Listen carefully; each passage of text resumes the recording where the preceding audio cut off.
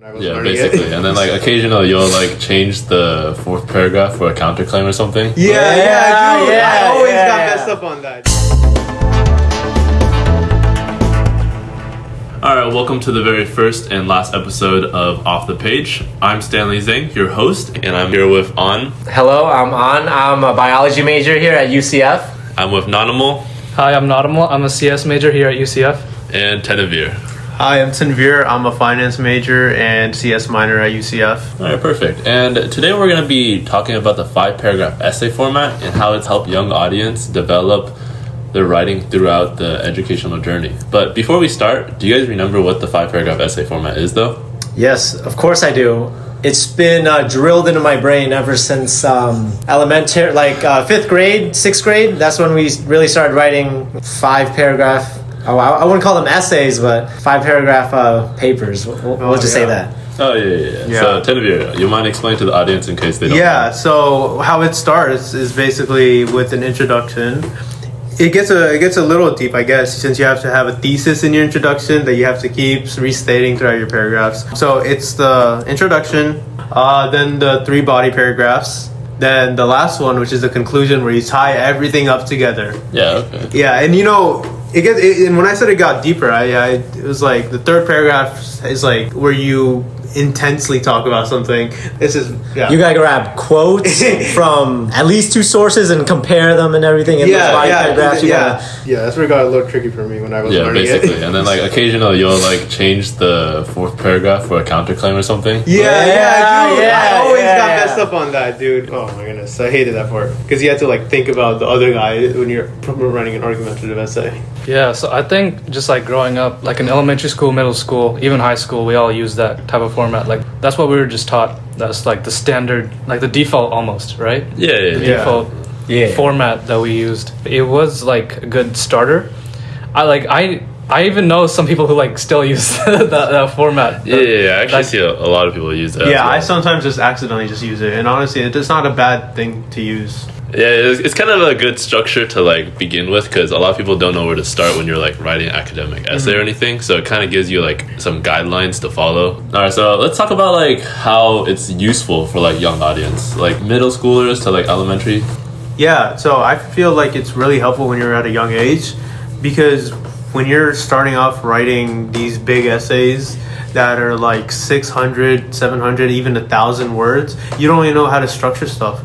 You have all these points in your head. You have ways you can like support the claim or have a counter against the claim, but you don't know where to put stuff. And the 5-paragraph essay or 5-paragraph format for the essays really helps because it tells you where to put stuff. Like the introduction where you put your 3 main points, you put that down there. Then you elaborate in the next 3 body paragraphs, and then conclusion you bring it back just like I told you in the first half, right? It really helps when you're at a young age, and it just helps you, express. So you're kind of like it helps young like writers that never like wrote essays or something. Yeah, like, inexperienced. It kind of like helps them like it teaches them like structure and like organization skills. Yeah, because when you're young, you have nothing set in your mind at that age. This is like a good stepping point into actually writing. Yeah, it's a professional writing something because like before you're just writing a couple sentences. You're like learning the alphabet, but now you're like writing about why someone said this, how this affects us, how like future research could help us. Yeah, dude, it's like a domino effect. It's a stepping stone. Really, it's a huge leap when you learn this because it opens the door for a large amount of opportunities for you to get better at literature, and literature is one of the key components of and honestly, it like teaches you like a little bit of everything, like even like citing evidence. And stuff, dude, and it builds onto that because when you get into like high school, when you get into those AP AICE classes that I took some AICE classes, right, and they had me take or make MLA formats on my papers, which was kind of confusing, but with the help of the 5-paragraph, it was a smooth sailing after I just applied that. Nice. Have you guys used MLA format too? I actually have a personal story. There was a kid in 4th grade. In 4th grade, I remember it was like really heavy on writing. I don't know why, but for me, that's what I remember. But in 4th grade, there was this transfer kid from Jordan, like in the Middle East. At the beginning of the year, he could only like he didn't like know what to do. He was writing completely like unformatted. Like he didn't know how to write. But our teacher, she was like very insistent on like that format in like the 5 paragraph and just like writing in general, right? And by the end of the year, the kid, he could like write full on essays. Like he got like a pretty good score on the, you know, the final exam. Yeah, I'm in ENC 1102, English Composition 2 right now. I took that in high school. Yeah, every time I write, I just use MLA format. It's like a default. It's just like the what I know because I learned it so long ago. I've been using it ever since. I use it in AICE Global's perspectives, and dude, my teacher was like really strict on like, just using MLA because he was like, in college you're gonna need to use this constantly, and if you don't use it here, it's a 0. So yeah, that's it. Yeah. But yeah, the formatting is just really helpful, really, when you're young. Dude, now when you guys were like in high school, did you guys ever have like that one, like I think it was like an experiment with a whole bunch of low successful students where it's like, I think Carolyn Hopkins, that's a person's name? I don't recall. Yeah. Maybe. I'm not too familiar with that, but yeah. Maybe you could just elaborate. Maybe a lot. Yeah, it was like basically like someone like grabbed a whole bunch of students that weren't doing really well, right? It was like I think a bunch of 10th graders, and they basically taught them the 5 paragraph essay format just to like practice their learning, like writing skills and stuff, and like organization and stuff like that. Help them teach structure. And at the end of the experiment, I think like 70% of the students did like better just by using the 5 paragraph essay format. So it kind of like helps prove the point that young audience can improve their writing skills. You know? So I mean that just goes to show how helpful it is. It like really like breaks the gap between the elementary and middle school when you're like transitioning over. You use your 5 paragraph essay and you just skyrocket to a really, really good writing level for middle school. Exactly. Like even if you're like not doing really well, even something like just some kind of guideline or a stepping stone, like you said on, right? Kind of just like helps you develop these writing skills that you could just... No, but the Hopkin experiment, or name is way hard, but yeah, Hopkins experiment is pretty useful to see how helpful it is, really. Anyways, let's move on. So, why is the 5 paragraph essay not good anymore when it comes to like higher education or like more advanced levels of writing, like kind of like college in a way? Yeah, I think once you get to more advanced type of writing, it's seen as just like a baseline type of writing. It's not gonna. It'll at least get you like maybe a 70 because you know you're putting in the right information. But it's just not. You're like just not elaborating on the type of stuff that you have the potential to. So that's why I think like in college they don't really like push for you to use this type of template. They want you to use your own style. Yeah, and it kind of like makes you conform or like just follow this guideline. It's like you're kind of limited. You can't like express the type of writing because you're following this like 5 paragraph essay format. I think it would get a little repetitive if you, because in college you're writing a lot more than just 5 paragraphs. You have a lot of sources you have to cite. You have a lot of explanations you have to explain. You have to connect a lot of points. I think if you just kept doing the intro and then body paragraph, but if you multiply that by I don't know, maybe like 6, that's gonna get really boring, really repetitive. It's gonna get you're just And I think that's also like you can use that as a point as to why it was so helpful.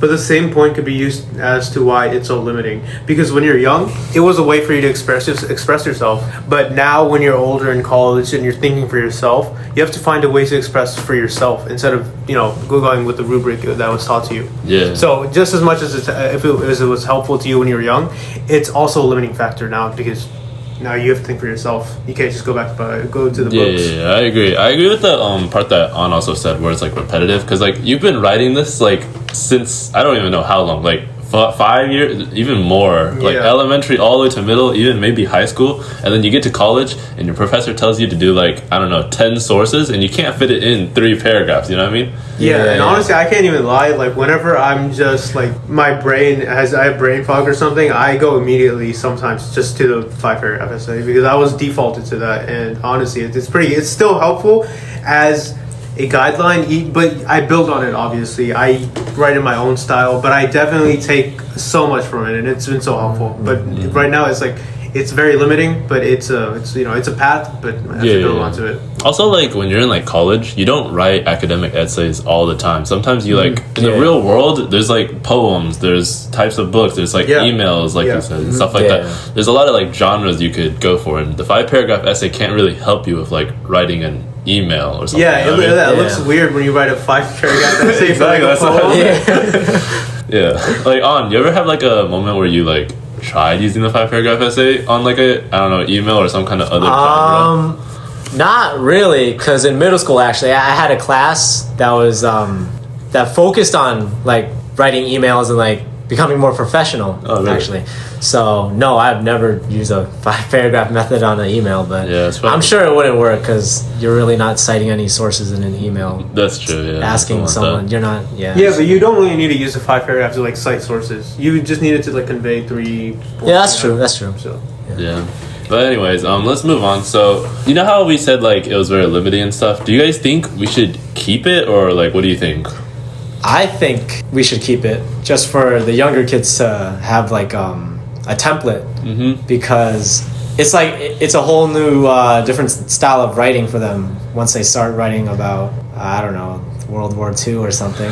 Yeah, or something like that. Yeah. So you're saying we should keep it for like the younger audience? Yeah, but like as you get older, it's like inevitable that you start to learn that like, hey, this is getting kind of boring. Like like you don't want your writing to be like a cookie cutter style of writing. Yeah, like cookie cutter, you want to stand out from everybody else, and hopefully that lands you a job or something because your writing is so good. Yeah. So what do you think about it? Yeah. So what was the question? It was a question. Should we move away from it? Right. Should what's your opinion? Like, should we move away from it, or should we keep it? Do we change it? So I mean, as many limiting factors as there is with the thing, I think we should still keep it, and there really is no point as to removing it, because it's not only just a writing style for me.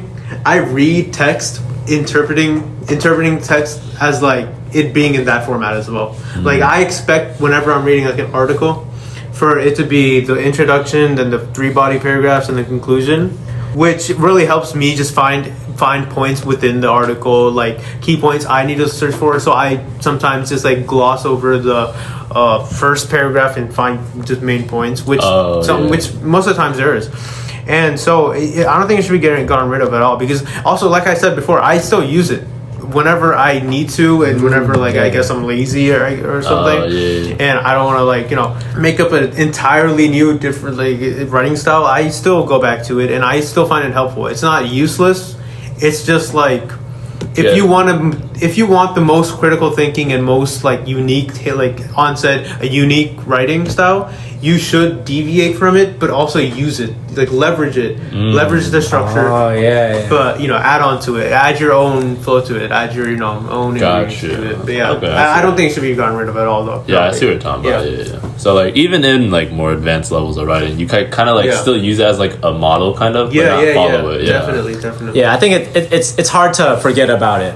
Oh yeah, especially like it's like something that you want to forget about, but I wouldn't want to forget about it. I mean, it's just always going to be there. It's going to be there, and honestly, I'm not mad about it. I'm happy it's there. It's nice then. It's like if I'm falling back, if I'm like brain fog, like I said, I just fall back to it. Oh yeah, but that idea aside though, you guys have any like interesting or like memorable moments like related to the 5-paragraph essay?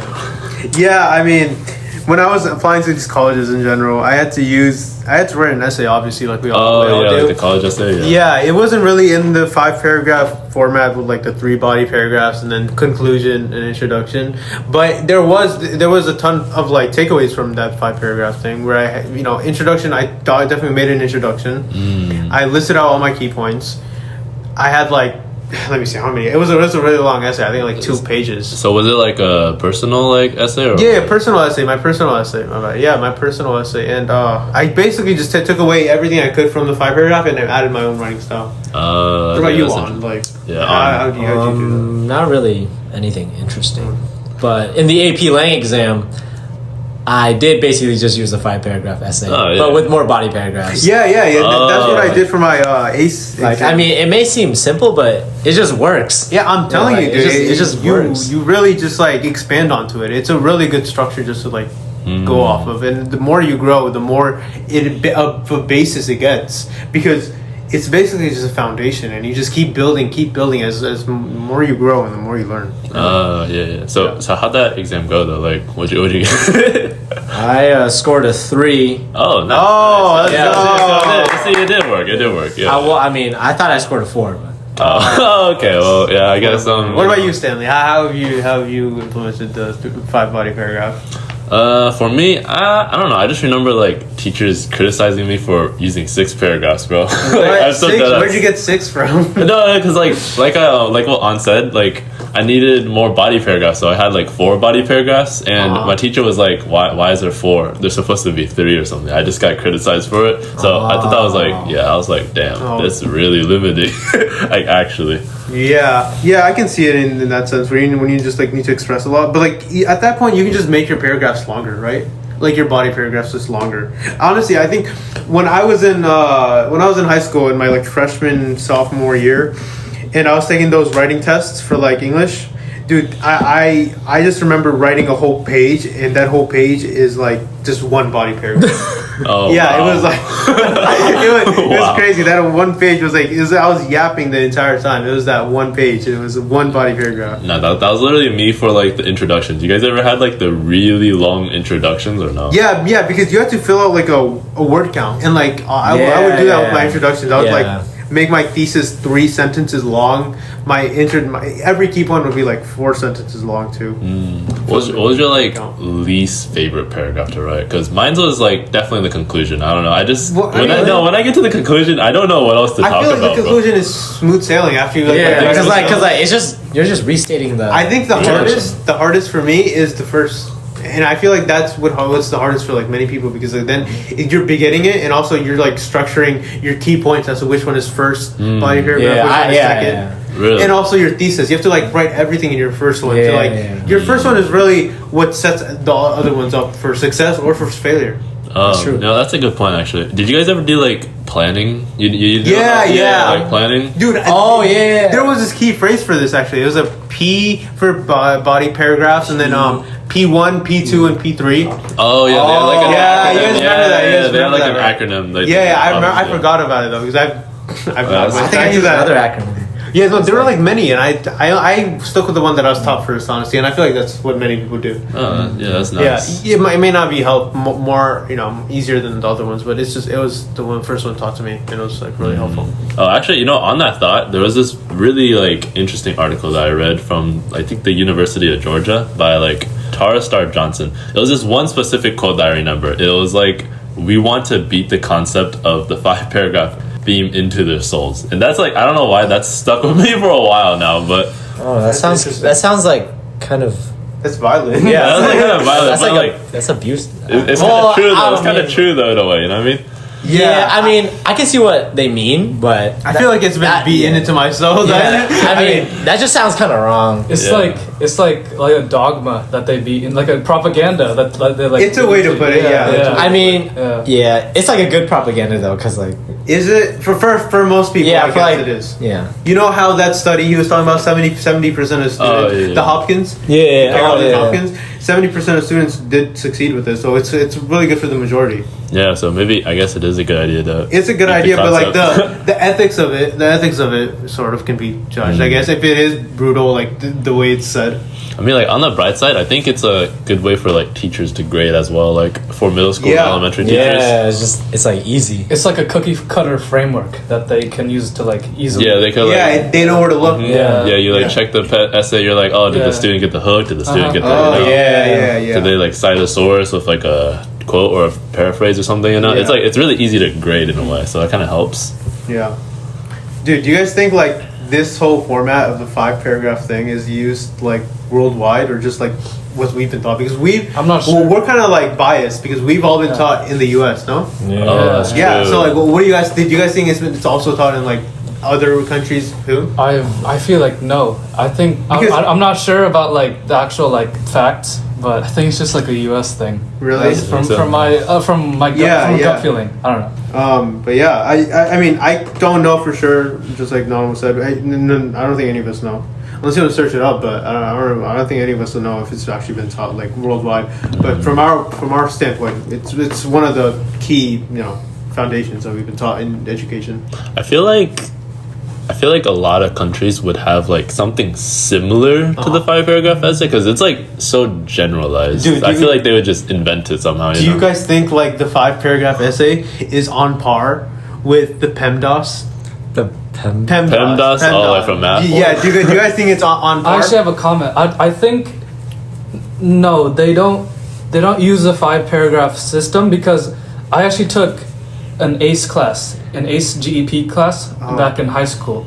AICE General Papers. If I took that too, actually. It's the curriculum. It's not American. It's British, and basically I don't remember learning like anything about like a 5 paragraph like format or structure. That's interesting. So wait, what did you guys use then? Like, how did you guys write that?